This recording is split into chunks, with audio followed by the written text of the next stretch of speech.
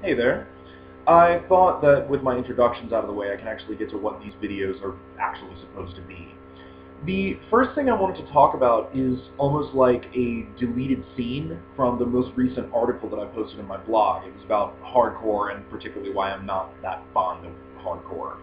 Um, One of the things that I never really got to touch on in the writing is a concept that I've given a lot of thought, just about the elements of creation and destruction within punk music.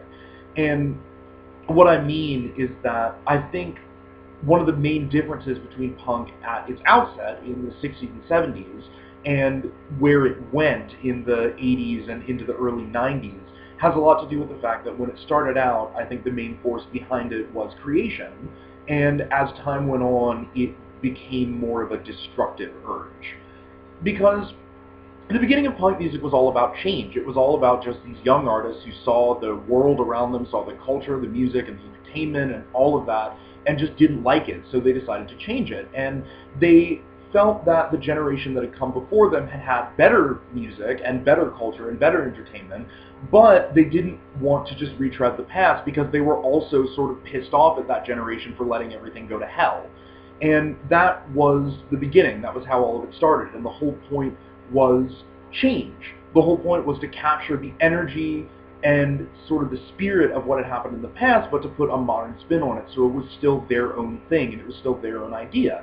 And it's very apparent if you look at punk music and general punk culture in the 70s, both in Europe and in the USA, that it was a very fertile environment as far as creativity went. You had all sorts of musicians and artists doing all kinds of different things, and that is one of the things that I personally love about punk rock in the 70s, is just that anything went.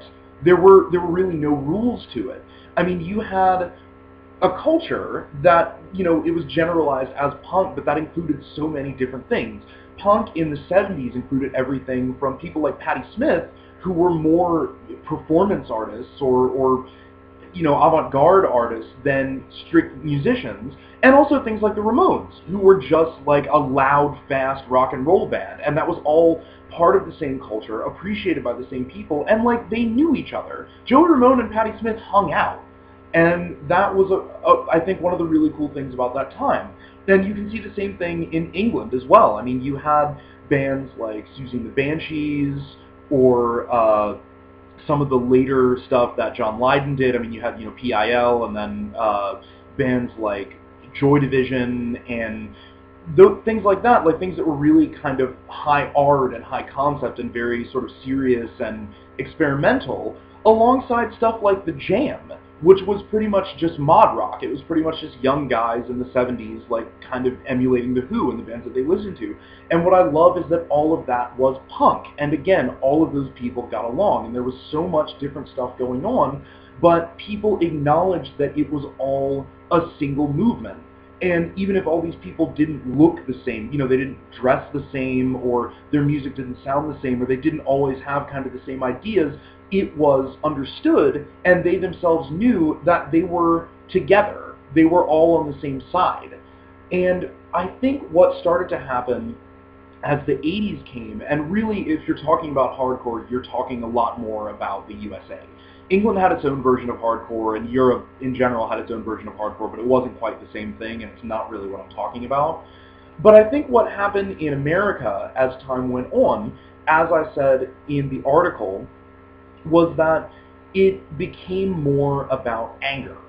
And that was for a few different reasons. A lot of it had to do with bands becoming more political, and it also had to do with everything becoming more political. The rise of Reagan and the so-called moral majority and all the stuff that happened in the 80s in America, everything became very extreme. And so punk, which was always sort of a reaction to society, also became much more extreme because it had to escalate to deal with what it was facing.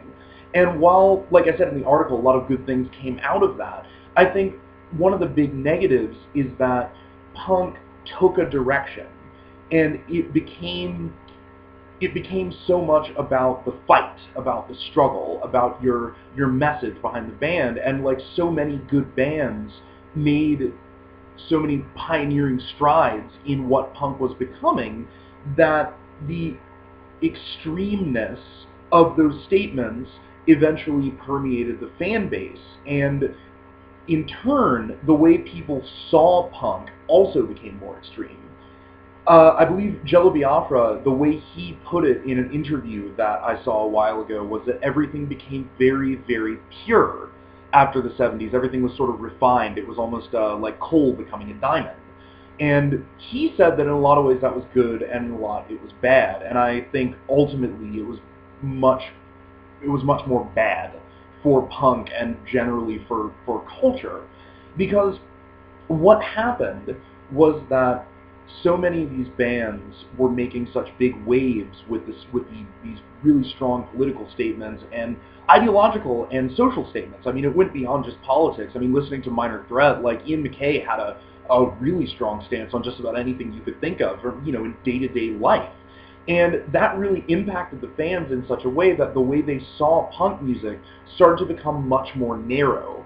And it sort of became that you weren't punk unless you looked a certain way and you sounded a certain way and you thought a certain way, like you had a certain message. And what that led to was fans kind of starting to accuse different bands and different, I guess, areas of the culture of not being passionate enough, or not being political enough, not caring enough about things, or not looking the right way, or not doing, it's hard to vocalize, but not being angry enough is essentially the thing. And what that gradually turned into was this weird phenomenon that happened in sort of the mid to late 80s, where the most punk thing you could possibly do in any capacity was essentially not be punk at all.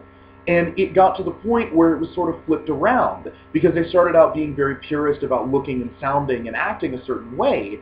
And what that became was that if you looked too extravagant, then people would accuse you of being too appearance-oriented.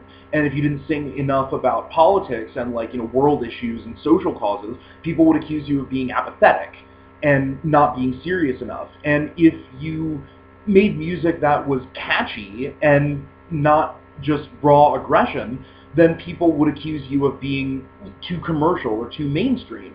And that was the big negative thing that happened. And that was when punk, I think, became less about creating a separate culture from the society that pissed off all of these people, and more about the pissed off people attacking the society directly.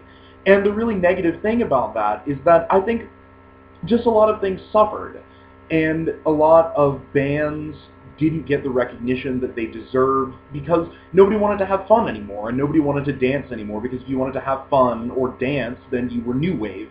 And if you wanted to experiment and do something new, you were post-punk. And if you wanted to have fans and, you know, go somewhere as a band, then you were commercial, then you were a sellout. And that, I think, was really the beginning of the end for punk. And I think it's one of the reasons that the revival, which happened in the early to mid-90s, had the characteristics it did. But that's another discussion entirely. But in any case, I think that's really all I have to say on the subject. That was just sort of I suppose that serves almost as a primer for that article, and sort of going a little more into what I was trying to say and, like, where that was coming from. But my main point, I guess if I were to sum it up in the simplest way possible, is that I prefer punk when punk was about creation. And I'm not going to try to disguise it. That's the name of my Tumblr, if you're familiar with it. But I prefer punk when punk was about creation. And I think at the beginning of the sort of destructive era, there was a lot of potential and a lot of good things going on, but I don't like it as much because it was such a harbinger of all the negativity that was to come. So, point is, I guess I'm a bigger fan of 1970s punk than 1980s punk. And I think that's all I have to say. So, this was my first real video, and hopefully the updates will actually be regular after this. I'm going to do my best. But anyway, I hope you got something out of watching this, and I guess I'll see you in the next video gets posted. Take care.